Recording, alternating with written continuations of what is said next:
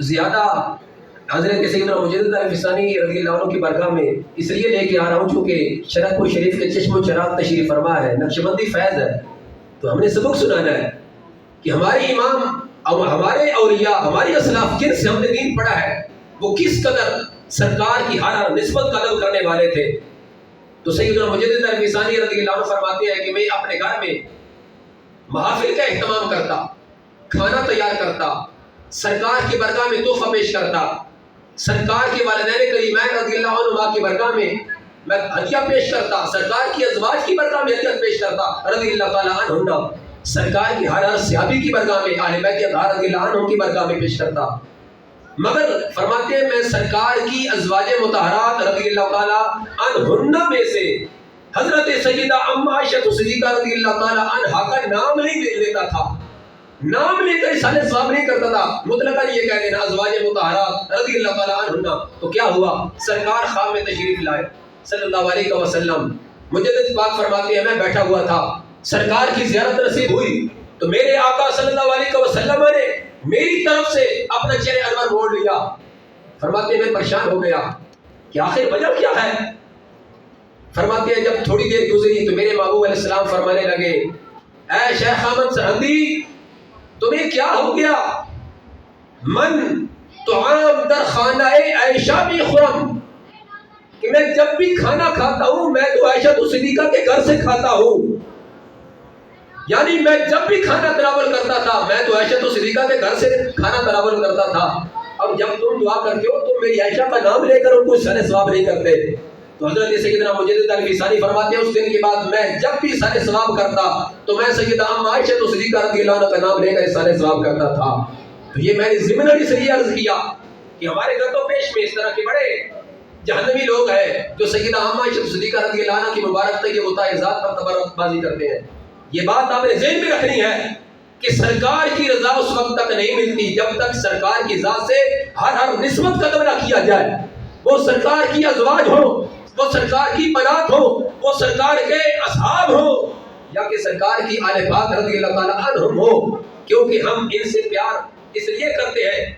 حضرت سیدنا امام احمد رضا خان محدث بریلوی رضی اللہ تعالیٰ عنہ نے فتاوی رضویہ شریف میں اور دیگر مقامات پر یہ لکھا ہے کہ تاجدار صداقت رضی اللہ تعالیٰ عنہ سے ہم پیار اس لیے نہیں کرتے کہ وہ ابو قحافہ رضی اللہ تعالیٰ عنہ کے بیٹے ہیں، اور ایسے ہی ہم مولا علی پاک رضی اللہ تعالیٰ عنہ سے پیار اس لیے نہیں کرتے کہ وہ جناب ابی طالب کے بیٹے ہیں، بلکہ ہم اس لیے پیار کرتے ہیں کہ یہ دونوں ہی غلام مصطفیٰ صلی اللہ علیہ وسلم ہیں۔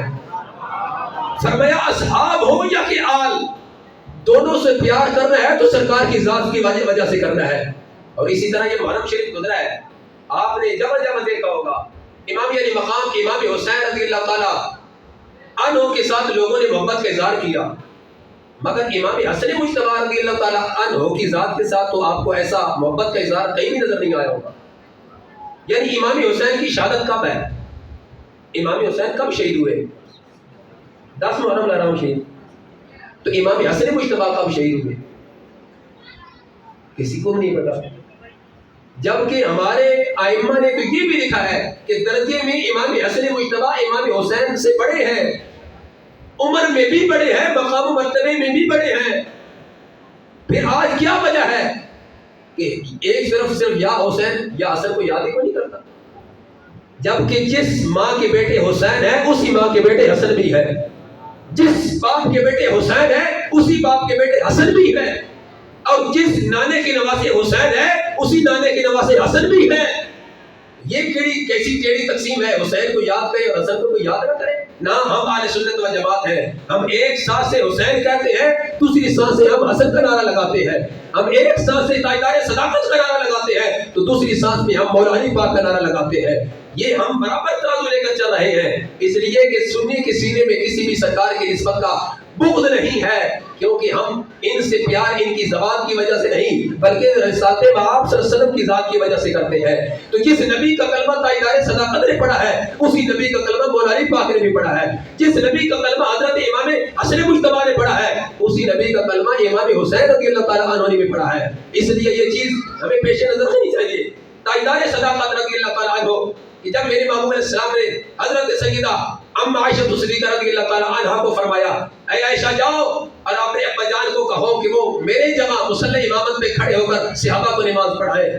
تو آگے سے سیدہ اما عائشہ صدیقہ رضی اللہ تعالی عنہا نے عرض کیا میرے آقا صلی اللہ علیہ وسلم میرے ابا جان رقیق القلب ہے، نرم دل ہے، وہ مصلی امامت پہ کھڑے نہیں ہو سکیں گے کہ جب آپ مصلی پہ نہیں ہوں گے وہ نہیں آپ کی جگہ نہیں کھڑے ہو سکیں گے. تم یا رسول اللہ صلی اللہ علیہ وسلم آپ کسی اور کو حکم دے. تو میرے آقا صلی اللہ علیہ وسلم نے کیا جواب دیا؟ فرمایا اے عائشہ میرے رب کی ذات میرے صدیق اکبر کے علاوہ کسی کے بارے میں مانتی ہی نہیں ہے. یہ حکم میرے رب نے مجھے دیا کہ اے میرے محبوب صلی اللہ علیہ وسلم اپنی جگہ اپنی مصلی امامت پہ اپنے یار کو یار غار کو صدیق اکبر کو کھڑا کرو. تو جو میں حکم دے رہا ہوں رب کی طرف سے مجھے حکم ملا ہے آپ مصلی امامت پہ کھڑا کریں. تاجدار صداقت رضی اللہ عنہ کو مصلی امامت پہ کھڑا کیا گیا اور پھر اس کے بعد صحابہ کرام علیہ رضوان کے اندر کہ مابین یہ گفتگو ہوئی کہ سرکار کی ذات کے بعد ہمارا امیر کون ہونا چاہیے، خلیفہ رسول کس کو بنانا چاہیے، امیر المؤمنین کس کو بنانا چاہیے. حضرت سعد بن معاذ رضی اللہ عنہ فرماتے ہیں رضینا بہذا منکم الامراء ومنهم الوزراء فتبادعوا على ذلك فقال ابو بکر. فرماتے ہیں اس بات پر ہمارا اتفاق ہوا کہ سرکار کے بعد جو ہمارے خلیفہ بن سکتے ہیں وہ تاجدار صداقت سیدنا صدیق اکبر بن سکتے ہیں. صحابہ فرماتے ہیں ہم نے اتفاق کیا اور تاجدار صداقت کو ہم نے اپنا امیر بھی منتخب کر لیا. جب امیر بنایا گیا تاجدار صداقت رضی اللہ عنہ مسرت پہ جلوہ فروز ہو گئے تو کیا ہوا لذالک عند القوم. تو اس وقت بھی کچھ ایسے بدبخت لوگ تھے جن کے سینے میں تاجدار صداقت کا بغض تھا. انہوں نے اس بات پر اپنی طرف سے کچھ اظہار کیا. فقام علی حضرت مولا علی رضی اللہ تعالی عنہ کھڑے ہو گئے. غور سے سننا اور پھر یہاں بیٹھ کر اپنے عقیدے کی اصلاح کر کے جانا. اور جو تاجدار صداقت رضی اللہ عنہ کی ذات پر اس طرح کا تبرہ کرتا ہے اور یہ کہتا ہے کہ پہلا نمبر تو مولا علی کا تھا اور تاجدار صداقت رضی اللہ عنہ کو کس نے کھڑا کیا، تو اس کو یہ حوالہ پیش کرنا میری ذمہ داری ہے. حوالہ میں دکھا کے جا رہا ہوں. اگر تمہیں کوئی کہے کہ جو مولوی حوالہ دکھا گیا تھا وہ ہمیں دکھاؤ، آپ کا حکم کرنا کام ہوگا، یہاں آ کر حوالہ دکھانا میرا کام ہوگا. فقام علی حضرت علی کھڑے ہوئے وصلى سیفہ. مولا علی پاک نے اپنی تلوار کو نیام سے باہر نکالا. کیا کیا؟ مولا علی نے تلوار باہر نکالی نیام سے. فقال علی ابی بکر اور کہا اے میرے ابو بکر کم یا خلیفۃ رسول اللہ، اے اللہ کے رسول کے خلیفہ آپ کھڑے ہو جائیں. اے میرے امیر تاجدار صداقت آپ کھڑے ہو مصلی پہ، یہاں ہمارے ممبر پہ بیٹھے، میں دیکھتا ہوں آگے کون آتا ہے. قدمک رسول اللہ صلی اللہ علیہ وسلم فمن ذا الذی یؤخرک. اے تاجدار صداقت جب سرکار نے آپ کو ہم سے مقدم کیا ہے ہم میں سے کون ہوتا ہے جو آپ کو مؤخر کرے؟ جب سرکار نے آپ کو مصلی امامت پہ کھڑا کیا کون ہے جو کہے کہ تاجدار صداقت کو پیچھے آئے؟ اور آگے کیا کہا؟ فقال ابو بکر. تاجدار صداقت بول پڑے، کہا انت الامیر یا علی. اے علی میں امیر نہیں آپ ہمارے امیر ہیں. یہ تاجدار صداقت کی آئیدی تھی. فرمایا اے میرے علی بھائی امیر آپ ہیں، ہم آپ کے غلام ہیں، اب یہاں مسرت پہ ممبر پہ آ کر بیٹھ جائیں. فقال علی مولا علی پاک بول پڑے. ذرا منظر وہ سامنے تو لائیے، کتنا خوبصورت منظر ہوگا. تاجدار صداقت اور مولا علی پاک کے درمیان گفتگو ہو رہی ہے. تاجدار صداقت فرماتے ہیں میرے علی بھائی آپ ہمارے امیر ہیں، اور مولا علی پاک رضی اللہ عنہ فرماتے ہیں نہیں السیف صدیق اکبر آپ ہمارے امیر ہیں. تو مولا علی پاک فرمانے لگے انت الامیر یا خلیفۃ رسول اللہ. اے صدیق اکبر آپ ہمارے امیر ہیں. کیوں؟ دلیل کیا پیش کی؟ فرمایا امرک رسول اللہ صلی اللہ علیہ وسلم لم یأمرنی وقال یا ابا بکر صلی بالناس.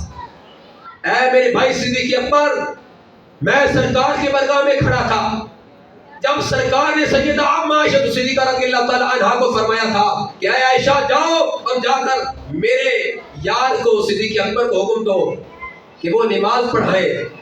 تو مولا علی پاک نے کہا کہ اے صدیق اکبر رضی اللہ تعالی عنہ سرکار کی ذات نے نماز پڑھانے کے لیے آپ کو کہا تھا، مجھے نہیں کہا تھا. امرک رسول اللہ سرکار نے آپ کو حکم دیا تھا لم یأمرنی، مجھے نہیں کہا تھا. تو کہا کہ اے تاجدار صداقت رضی اللہ تعالیٰ عنہ، سرکار نے آپ کو ہمارے دین کا امیر بنایا، ہم نے آپ کو دنیا کا امیر بنا لیا ہے. دین اہم ہے، دنیا بعد میں. فرمایا جو ہمارا دین کا امیر بنا، جو ہمارے دین میں ہمارا امام بنا، ہم نے اس کو دنیا میں بھی اپنا امام بنا لیا ہے. تو یہ ہے وہ تاجدار صداقت رضی اللہ تعالیٰ عنہ کی وہ خلافت. اب یہ کتاب ہے حضور سیدنا داتا گنج بخش علی حجویری رضی اللہ تعالیٰ عنہ کی. یہ نام نظر آ رہا ہوگا، اس کا نام ہے کشف المحجوب شریف. کیا نام ہے؟ اونچی آواز سے کیا نام ہے؟ یہ کس نے لکھی ہے؟ حضور داتا صاحب، جن کا آج ہم عرس منا رہے ہیں. اور داتا صاحب سید تھے یا کہ نہیں؟ بولیے اونچی آواز سے. سید تھے نا، نجیب الطرفین سید تھے، حسنی حسینی سید تھے. اور تقریباً یہ 979واں جو ہے وہ ان کا یہ عرس ہو رہا ہے، یہ تقریباً 1000 سال ہو گئے. اب اس میں دیکھیے کہ داتا صاحب علیہ الرحمن آج سے 1000 سال پہلے کیا نظریہ لے کر گئے. اور آج کے جو سادات کرام ہیں، ہمارے سر کے تاج ہیں جو شہید عقیدہ ہے، ہم ان کی برگاہ میں بھی ہاتھ جوڑ کر ہی عرض کرتے ہیں. داتا حضور علیہ الرحمن سے بڑے آپ سید نہیں ہیں. داتا صاحب جتنے بڑے سید گزرے ہیں، ذرا ان سے پوچھئے وہ کیا فرماتے ہیں. 2 مقامات پہ آپ نے لکھا. آپ نے فرمایا ان الصفا صفت الصدیق ان عرضت صوفیا عرضت تحقیق. فرمایا لوگوں اگر تمہارا دل کرے نا کہ ہم کسی ولی کامل کو دیکھیں، پکے سچے صوفی کو دیکھیں، تو فرمایا اس کو چاہیے کہ وہ تاجدار صداقت کو دیکھ لے. ان الصفا صفت الصدیق، فرمایا کہ صوفی کی ساری صفتیں اللہ نے تاجدار صداقت میں رکھ دی ہیں. ان عرضت صوفیا عرضت تحقیق، اور پھر کہا کہ ایسے صوفی ہیں کہ جن کی اس صداقت پر، جن کی ولایت پر کسی کو کوئی اختلاف نہیں ہے. اب دوسرے مقام پر آپ نے کیا فرمایا، اور یہ جو آپ نے یہاں پر ذکر کیا ہے، سونے کے پانی کے ساتھ آپ کے یہ حروف لکھنے والے ہیں، رقم کرنے والے ہیں آپ رضی اللہ تعالیٰ عنہ نے. صفحہ نمبر اس کا 69 ہے، اور یہ فارسی نسخہ میرے پاس ہے. اور اس کے لکھنے والے حضرت خواجہ بہاؤالدین زکریا ملتانی، انہوں نے اپنے ہاتھ سے یہ لکھا کلمی نسخہ 69 نمبر صفحہ. اس کے اندر حضرت سیدنا داتا گنج بخش علی حجویری رضی اللہ عنہ کیا لکھا. فرماتے ہیں صدیق اکبر رضی اللہ تعالیٰ عنہ مقدم جمیع خلائق اس. کیا کہا؟ مقدم جمیع خلائق اس، کہ تاجدار صداقت رضی اللہ تعالیٰ عنہ انبیاء کرام علیہ السلام کے بعد ساری مخلوق میں سب سے افضل ہے. کس نے کہا؟ داتا صاحب نے. کہاں لکھا؟ اپنی کتاب کشف المحجوب میں لکھا. اور آگے کیا فرمایا؟ فرمایا انبیاء صلوات اللہ علیہم اجمعین، انبیاء کرام علیہ السلام کے بعد اگر کسی کا پہلا نمبر ہے تو وہ تاجدار صداقت کا ہے. وروا نباشد، اور یہ جائز نہیں کیا کہ کسے قدم اندر پیش و نہد، یہ جائز نہیں کہ کوئی انبیاء کرام علیہ السلام کے بعد کسی کو تاجدار صداقت سے پہلے نمبر دے. تاجدار صداقت سے آگے کسی کو نمبر نہیں دینا. انبیاء کرام علیہ السلام کے بعد پہلا نمبر جس ہستی کا ہے وہ حضرت سیدنا صدیق اکبر رضی اللہ عنہ کا ہے. اب اس پر دلیل پیش کی. فرمانے لگے وہ مقدم گردان فقر باختیارہ بن قرار با اضطرار بجملہ مشایخ متصوفہ پر ہی مذہبن. فرماتے ہیں جتنے بھی اللہ کے ولی ہیں 1000 سال تو داتا صاحب کو ہو گئے. فرمایا میرے سے پہلے جتنے بھی ولی ہیں سب کا یہی نظریہ تھا، سب کا یہی نظریہ تھا. بری مذہب سارے اسی مذہب پر تھے. کس مذہب پر؟ کہ انبیاء کرام علیہ السلام کے بعد سب سے پہلا جس کا نمبر ہے وہ حضرت سیدنا صدیق اکبر رضی اللہ عنہ کا ہے. اور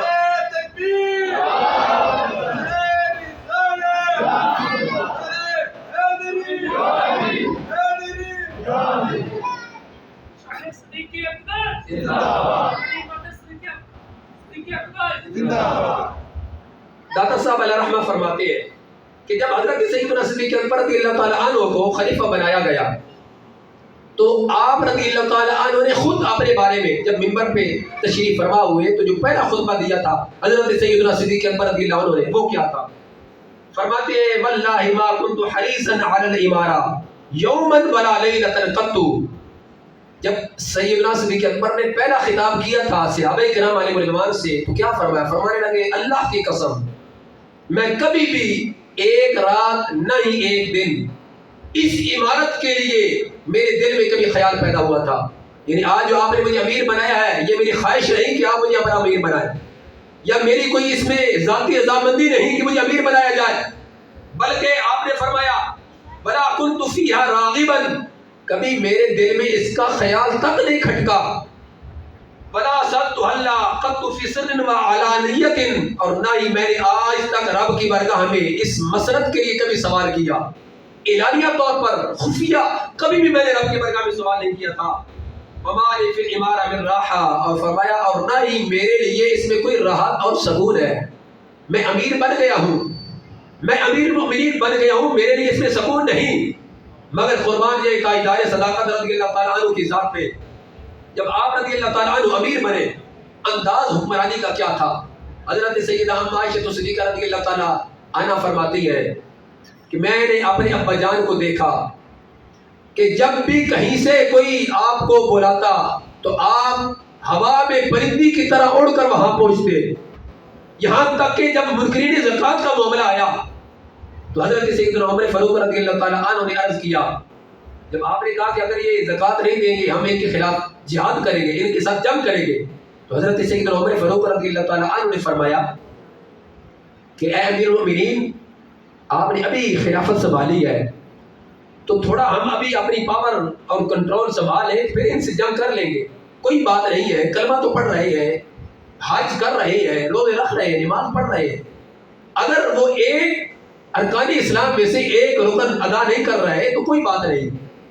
تو تاجدار صداقت رضی اللہ تعالیٰ عنہ نے فرمایا کہ سرکار جو مجھے دین دے کے گئے ہیں وہ دین کامل اور جامع اور اکمل دین دے کے گئے، میں اس میں کمی نہیں ہونے دوں گا، اگر وہ جانور کی جس کی زکوٰۃ بنتی ہے اگر اس جانور کی یہ رسی بھی نہیں دیں گے تو صدیق اکبر پھر بھی ان سے جہاد کرے گا، یعنی آپ نے اس انداز میں دین پر پہرا دیا۔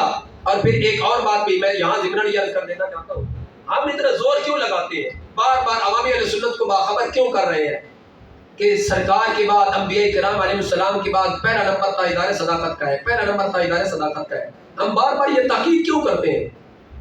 اس کی وجہ کیا ہے؟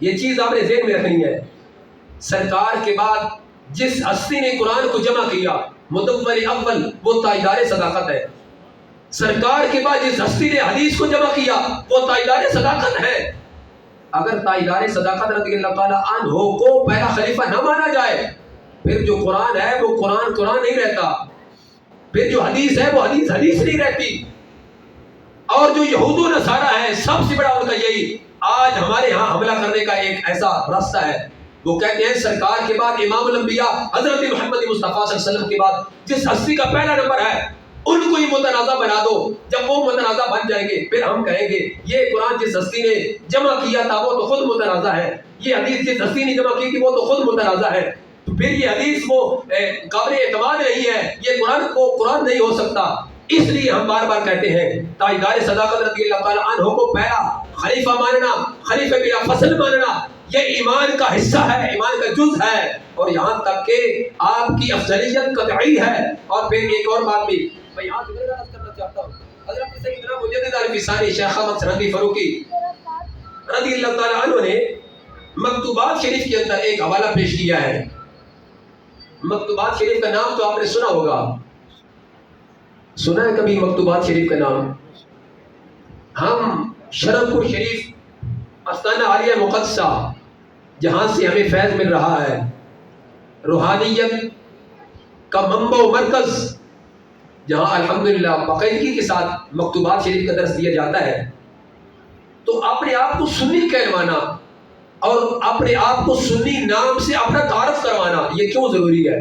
یعنی آج ہم اپنا تعارف کرواتے ہیں ہم چیمہ ہیں، ہم چٹ ہیں، ہم فلاں ہیں، ہم فلاں ہیں، اس نام سے تعارف کرواتے ہیں، جبکہ یہ تعارف نہیں ہے۔ اصل تعارف کیا ہے؟ سنی ہونا، مسلمان ہونا۔ میری بات سمجھ رہے ہیں کہ نہیں سمجھ رہے ہیں؟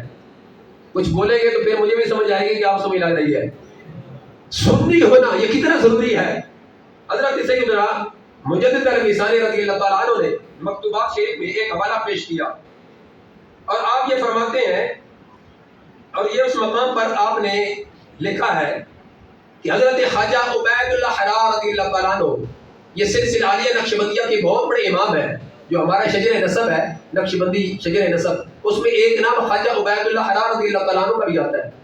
تو آپ رضی اللہ تعالیٰ عنہ اپنے بارے میں یہ فرماتے ہیں کہ اگر کوئی مجھے میرا تعارف کرواتے مجھے کہتا ہے کہ حضرت خواجہ عبید اللہ حرار بہت بڑے اللہ کے ولی تھے، ان کی یہ بھی کرامت ہے، ان کی یہ بھی شان ہے، ان کا یہ بھی مقام ہے، ان کا یہ بھی مرتبہ ہے، مگر وہ جس نے میرا تعارف کروایا اس نے میرا سنی ہونا لوگوں کو نہیں بتایا، تو حضرت خواجہ عبید اللہ حرار رضی اللہ تعالیٰ عنہ فرماتے ہیں کہ اس شخص نے میرے کمالات کا حق نہیں ادا کیا، بلکہ اس نے میری خامیاں بیان کی ہے، اس نے میری خوبیاں بیان نہیں کی۔ اور دوسری طرف فرمایا اگر کوئی میرے بارے میں کہتا ہے کہ خواجہ عبید اللہ حرار ایسے تھے، معاذ اللہ ایسے تھے، جبکہ وہ ایسے نہیں تھے، وہ تو بہت بڑے اللہ کے ولی تھے، اپنے لحاظ سے کہا کہ اگر کوئی میرے بارے میں کہتا ہے ان میں یہ بھی کمی تھی، معاذ اللہ یہ بھی کمی تھی، مگر ایک بات ہے کہ وہ پکے سنی تھے، تو خواجہ صاحب فرماتے ہیں میں کہوں گا کہ اس نے میری خامیاں نہیں بلکہ اس نے میری خوبیاں بیان کی ہے۔ ارے اتنے اتنے اللہ کے بڑے ولی، ان کی یہ خواہش ہو کہ ہمیں کوئی سنی کہے، اور آج ہم یہ کہیں کہ یہ سنی اور یہ اپنے آپ میں انہوں نے اس طرح کہنا شروع کر دیا ہے، اور پھر یہاں یہ بڑی ڈنڈی ماری جاتی ہے، کہتے ہیں دین ایک سمندر ہے، اور یہ جو انہوں نے اپنے آپ کو سنی کروانا، بریلوی کروانا، نقشبندی مجددی کروانا شروع کر دیا ہے، یہ انہوں نے سمندر سے نہریں نکالنا شروع کر دیا ہے۔ ہم کہتے ہیں نہیں، یہ نہریں ہمیں سیدھی سمندر کے پاس لے کے جا رہی ہے، چونکہ جو فیض سرکار کی ذات سے مل رہا ہے وہ تو سینہ بسینہ ان ہستیوں کے ذریعے ہم تک پہنچ رہا ہے، جو تاجدار صداقت کو فیض ملا، اور پھر وہاں سے چلتا ہوا جو حضرت سیدنا مجدد الفسانی کو ملا، پھر وہاں سے چلتا ہوا حضور میاں شیر محمد شیر ربانی کو ملا، اور پھر وہاں سے چلتا ہوا ہم تک پہنچا ہے۔ یہ جو سینہ بسینہ فیض پہنچا ہے یہ تو انہی ہستیوں کے ذریعے پہنچا ہے، تو ہم کیسے ان کو چھوڑ سکتے ہیں؟ نہیں، جن کے صدقے ہمیں سب کچھ ملا ہے، ہم آخری سانس تک ان کی محبت میں مگن رہیں گے، اور زندگی گزاریں گے تو ان کی محبت میں گزاریں گے۔ حضرت سیدنا مجدد الفسانی نے یہاں تک لکھا ہے، اور یہ بات مکتوبات شریف میں لکھی ہے، جب آپ نے اپنے ایک مرید کو خط لکھا، محبت خان جو آپ کا مرید تھا، اس نے جب جہانگیر کو گرفتار کیا، یعنی آج کے ماحول میں حق بات کرنا اتنی مشکل نہیں ہے جتنا کہ اس وقت کے دور میں، جس دور میں مجدد پاک نے حق بات کہی، یعنی آج اگر میں تقریر کر رہا ہوں تو اللہ کا فضل ہے، کہیں یہاں پہ میرے پیر بھائی بیٹھے ہیں، یہاں پر میرے حضرت بیٹھے ہیں، مگر اس ماحول میں کہ جہاں پہ اپنا کوئی ہو ہی نہیں، وہاں پر حق کی بات کرنا کتنا مشکل ہے۔ تو مجدد پاک نے جب کلمہ حق بلند کیا تو ایک طرف طاقت تھی حاکم کی، حکمران کی، مگر سیدنا مجدد الفسانی رضی اللہ تعالیٰ عنہ نے کلمہ حق وہاں بھی بلند کیا۔ جب آپ رضی اللہ تعالیٰ عنہ کو گمریات کے قلعے میں بند کیا گیا تو آپ کے مرید محمد خان نے جہانگیر کو گرفتار کر کے بند کر دیا۔ حضور سیدنا مجدد الفسانی رضی اللہ تعالیٰ عنہ کی بارگاہ میں آپ نے پیغام بھیجا کہ حضور میں نے جہانگیر کو گرفتار کر لیا ہے، جو وزیر اعظم ہے وہ بھی آپ کا مرید ہے، مسرت ممبر اس وقت خالی ہے، محل خالی ہے، آپ بیر تشریف لائیں اور آ کر جلوہ فروز ہو اور نظام مصطفیٰ صلی اللہ علیہ وسلم کا نفاذ کریں۔ مجدد پاک رضی اللہ عنہ فرمانے لگے، اے میری مرید محبت خان، تم نے محبت کا اظہار کیا، مگر ہم دنیا کا اقتدار نہیں چاہتے، ہم دنیا کی حکومت نہیں چاہتے، ہمیں دنیا کی محبت یا دنیا کی حکومت نہیں چاہیے، اور ہم نے اس بادشاہ کو قیدی نہیں بنانا بلکہ ہم نے تو اس کو محبت الہی کا قیدی بنانا ہے، ہم نے اس کو محبت الہی کا گرفتار بنانا ہے، لہذا اس کو رہا کر دو، اس کو بری کر دو۔ جب جہانگیر کو رہا کیا گیا تو جہانگیر کے دل پہ اس بات نے اثر کیا کہ میں نے مجدد پاک کو کتنا ظلم و ستم اور ظلم و بربریت کے ساتھ گوالیار کے قلعے میں بند کیا ہے، مگر وہ کیسا اللہ کا ولی ہے کہ اگر وہ چاہتا میرا سر تن سے جدا کر سکتا تھا، مگر مجھے بری کر دیا، رہا کر دیا۔ بالآخر طائب ہو کر سیدنا مجدد الفسانی کے قدموں میں آ گیا اور محبت میں گرفتار ہو گیا۔ اب ایک بات اس میں جو ہم نے اسی خط کے ساتھ آپ کے ایک اور خط میں موجود ہے جو آپ نے اپنے مرید کو لکھا تھا، اور یہ بات بھی کہ جو اللہ کا ولی ہوتا ہے وہ اپنے مریدوں کی جب اصلاح کرتا ہے تو اس کی اصلاح کا انداز کیا ہوتا ہے۔ مجدد پاک کے مکتوبات شریف اٹھا کے دیکھیں، آپ نے اپنے مرید کو خط لکھا، فرمانے لگے کہ مجھے تمہاری ایک ادا بڑی پسند لگتی ہے، وہ کیا؟ اس کی تھوڑی آواز کھول دینا، آواز کھولنا۔ ایک آواز کو لے سکتے